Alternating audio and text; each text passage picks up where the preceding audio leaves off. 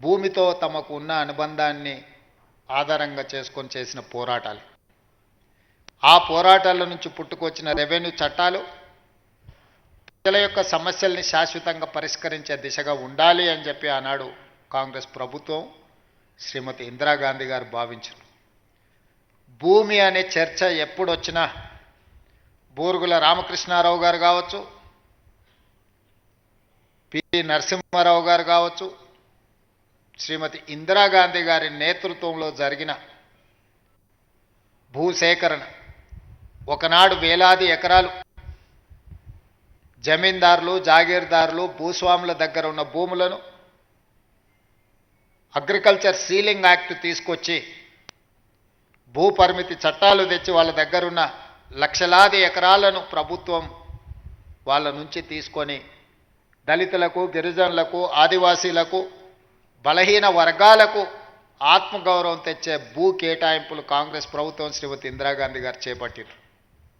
అదేవిధంగా వారసత్వంగా వచ్చిన భూములు కావచ్చు, తమ శ్రమతో కొనుగోలు చేసిన భూములు కావచ్చు, అటవీ భూమి హక్కుల చట్టం ప్రకారం ఆదివాసీలకు ఇచ్చిన పోడు భూముల పట్టాలు కావచ్చు, ఈ అన్ని భూముల యొక్క హక్కులను రెవెన్యూ శాఖ భద్రంగా పొందుపరిచి వాళ్ళ హక్కులను ఆనాడు పటేల్ పట్వారీ వ్యవస్థలో గ్రామాలలో పట్వారీలు భూముల వివరాలను నమోదు చేసేవాళ్ళు.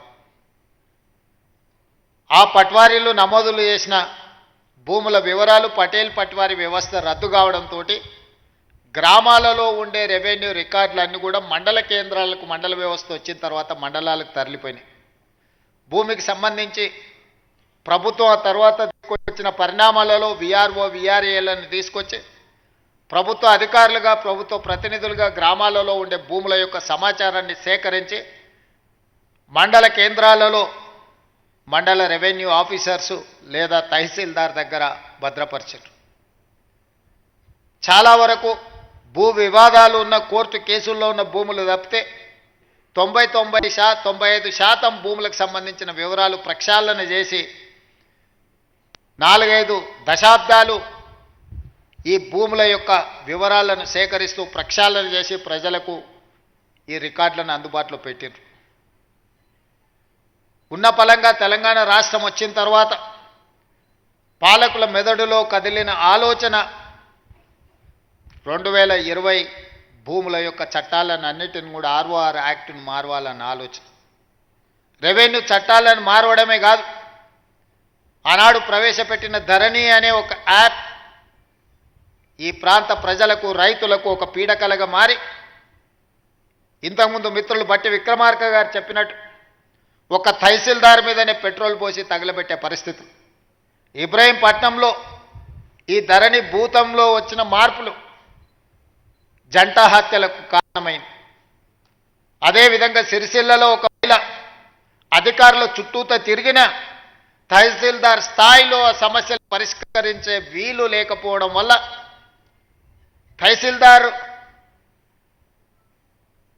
విధానాలనే అనుమానించి తన మెడలో ఉన్న తాలిబొట్టును తహసీల్ ఆఫీస్కు వేలాడదీసింది. నేను ఇంతకంటే ఇవ్వగలిగింది నా దగ్గర ఏమీ లేదు, నా తాలిబొట్టు తీసుకొనైనా నా భూమిని నా పేరు మీదకి బదలాయించమని.